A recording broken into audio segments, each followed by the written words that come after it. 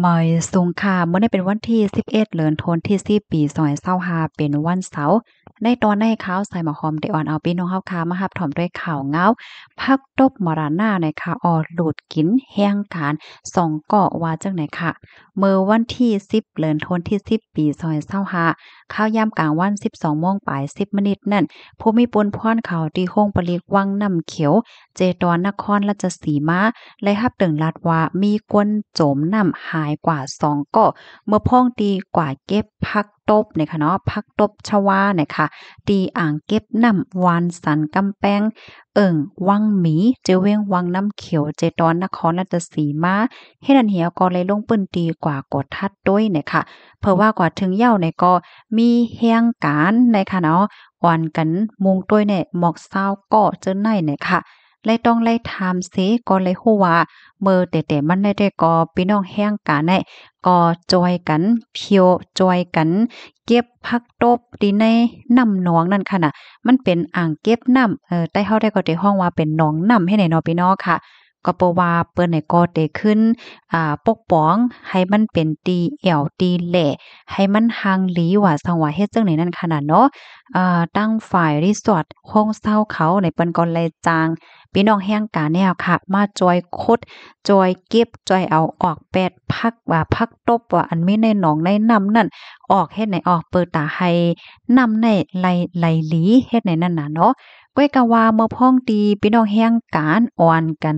เฮ็ดการเฮ็ดงานอยู่นั่นก็มีคนเฮ็ดการโพใจาย2เกาะเป็นคนบ่คมตุ่มเมียมมาตกลงกว่าที่ในน้ำลึกซ้ำแม่นญาติน้ำลึกเฮ็ดแหน่เนาะ เขาเนี่ยก็คัดใจค่ะนะคัดใจลุยคัดใจยิบให้ไหนเปิดตาเตเอาตัวรอดให้ไหนนั่นน่ะนะก้อยกะว่าย้อนประวัตินั้นซ้ำมันมีเปิ้นฮ้องว่าผักตบค่ะนะผักตบนี่หนำแฮงหนาในเสียวก็หญ้าผักตบเนี่ยมันหลุดกินเอาโตเขาสองก้อนเนี่ยหลุดลงกว่าในน้ำนั้นขนาดถึงตีซัมพอจมหายกว่าเฮ็ดจังไหนเนาะอันเป็นอ้อยก็อ้อยเซเขาก็ให้การจ้อมกันเนี่ยเปิ้นก็คัดใจจวยจ้อมหาก้วยกะว่ามันจ่อยมันดันคืดเนี่ยค่ะเนาะกับในเขาในก็ลาดปอเร่งนายจางกำนันปอเร่งนายจางเปิ้นก็ตึงลาดที่ผู้มีปนพรเขาให้มาจอยทัดจอยจ้อมหาเฮ็ดจังไหนค่ะเนาะเพราะว่ามาถึงยก็จังหนังว่าค่ะเนาะเปิ้นตีดินนั้นหนองน้ำตีนั้นน่ะ มันมีผักตบหังนี้มันน้อมแฮงหนาป่นตีเฮแลมันก็อย่าเพิดเกี้ยนใจหนานั่นน่ะเนาะแต่ได้ลงจอยกันว่าสว่าจังไหนไหนถึงดีไล่เอาก้าแปะโคในคณะมาตักเอาผักตบชวาในออกค่ะปยกกับสารตั้งอันเป็นก้นลำนำโพลำนำเขาเนี่ยมาจอมหาเฮ็ดจังไหนค่ะอ๋อเผื่อว่าฮอดถึงมาโหค่ำเนาะมอก4โมงปลาย45นาทีแน่ค่ะก็เลยคบโทบหันคาบโตแฮงการ1เกาะจมอยู่ใต้น้ำค่ะผู้มีปนพรก้นหลำนำเขาเนี่ยก็ไล่เอาโตในคืนมาตีฝั่งกำนันก็กว่าหาเทียงก้อหนึ่งอำเพิงสังก็โคบทบหันเทียงก้อหนึ่งจมอยู่ใต้น้ำเมินกันไหนค่ะอ้อเผื่อว่าหันคาบโตเขาสองก็ย่อในอันเป็นลูกล่างนางเมญาติพี่น้องเนี่ยก็ห้องไห้ๆเอาน่ะเนาะ ห้องไห้ๆเตื้ออกเตื้อใจมองอกมองใจน่ะเป็นเตเป็นว่าเฮ็ดจั่งใดอ้อเกี่ยวกับเลยร้องในก้อนวันในปื้นตีค่ะเนาะเขาเนี่ยก็ลาดว่าย้อนเพราะว่าหนองน้ำตีในมันมีผักตบผักอันที่มันออกในหนองน้ำในค่ะนะมันน้ำน่ะแลถึงตีเฮ็ดให้น้ำในมีสีข้นสีเหลืองลงกว่าเหย้าเฮ็ดให้นั่นน่ะนะบ่กปอกได้ก็มันเป็นอ่างเก็บน้ำเป็นปื้นตีอันก้นม้าแหล่ม้าแอวเป็นตีแอวแหล่จื่อเสียงใหญ่ตีหนึ่งในจือเว้งวังน้ำเขียว เฮ็ดให้เอาเลยซื้อนั้นก้วยมก้ายังเป็นหนองน้ำเก็บน้ำเปิดตาเอามาเฮ็ดเป็นน้ำป่าป้าเป็นน้ำกินน้ำใจก้นหวานก้นเมืองอันอยู่สร้างเศร้าในเขตเทศบาลศาลเจ้าพ่อและเปิ้นตีวังน้ำเขียวเทียงลูกกวนเนี่ยค่ะก้อยกะว่าไว้หลังๆมาในเนี่ยมันมีผัก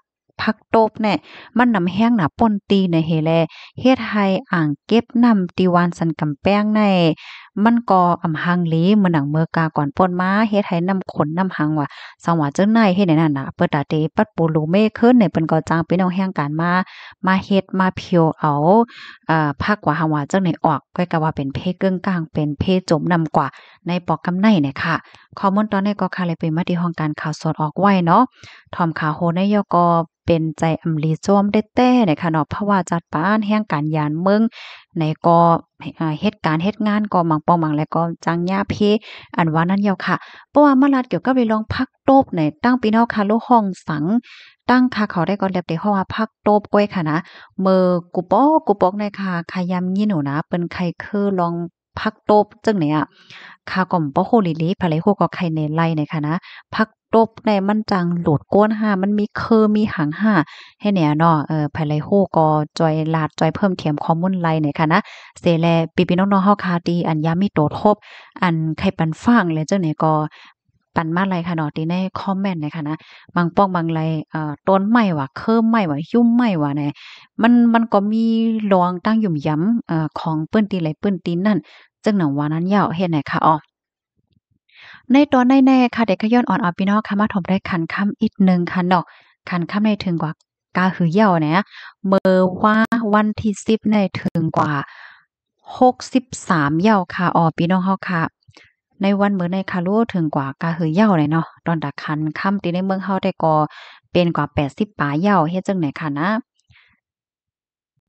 งานค่ำบ่ได้ก็ลงมาอีกหนึ่งเลยค่ะเพราะว่าเป็นค่ำแตงเนี่ยค่ะนะมีให้กว่าขาย1วันได้ก็ได้ขายเลยอยู่61,000เห็ง7ปาก50เพราะว่ากว่าซื้อซ้ำ61,000เห็ง8ปาก50ค่ะค่ำหางเคิงเพราะว่าเฮาค้ามีสิกว่าขาย1วันได้เด็ขายเลยอยู่65,000ปาก18เพราะว่ากว่าซื้อซ้ำได้เลยปันอยู่62,000เห็ง6ปาก50เนี่ยค่ะก็ได้เลยว่าลดมาอีกนึงนะคะ เมิกวันอ่อนตั้งได้เป็น63,000ค่ะนะกูก็ก้อยกะว่าอินแก่เนาะมันก็ยังตึกอยู่ในเซียนที่ว่า60,000ปลายอยู่เฮ็ดไหนค่ะนะอะโลค่ำได้แต่ก็ขึ้นหนาค่ะเนาะขึ้นแต่ขึ้นว่าเฮ็ดจังไหนเนาะมันมีพี่น้องเฮาค่ะปองหนึงว่าโอ้เฮียงเปิ้นกว่าซื้อค่ำก็เป็นข่าวห้าเนี่ยเป็นข่าวอ้อก็เปิ้นว่าค่ำใดมันขึ้นแฮงหนานั้นค่ะน่ะข่าวไทยค่ะเปิ้นก็ออกข่าวเหมือนกันค่ะเนาะเมื่อพ้องตีค่ำหนึ่งวาด20,000ปลายเปิ้นก็ว่าซื้อมันกะ เมื่อค่ำ30,000ปลายเป็นก็หว่ำซื้อมันกา4,00040,000 50,000มันกาหนำซึมซื้อเผื่อว่าถึงว่า60,000ปลายนำอ่อนกันกว่าซื้อเลยค่ะว่านะเพราะว่าโอ้ฮือล่ะเด้เฮ็ดแหน่เนาะเพิ่นก็ออกเป็นข่าวให้ยอกอยเย้าหยอกกันเล่นอยู่เฮ็ดจังได๋คะอ้อค่ะยินจมูกก็ที่รับถอมปันแห้งค่ะอันย่อก็แค่ย้อนฝากถึงบรรพี่น้องค่ะทางอีกนึงในขณะออกมาพี่น้องค่ะในเหตุการณ์อีหังก็อย่าลืมวนถึงป้าลองดอดเพศตัวเจ้าเก่าค่ะนะพี่น้องค่ะมันก็ได้คัดใจเหตุการณ์น่ะค่ะเนาะถึงตีลืมแปดลองตัวเจ้าเก่าลืมแปดลองห่มโลมลองดอดเพศตัวเจ้าเก่าเนี่ยค่ะว่าพี่น้องค่ะได้เหตุการณ์เกี่ยวกับเลยลองต้นไม้ต้นตอก5ลองก่อสร้าง5ลองเคิงจาก5แล้วจังไหนก็ให้เอาป้ายอยู่หลีตัวเจ้าเก่าไลวนถึงลองห่มโลมเจ้าเก่าป้าหน่อยค่ะนะย้อนให้รถเพศกันกูก็ค่ะเอาไว้ส่งค่ะ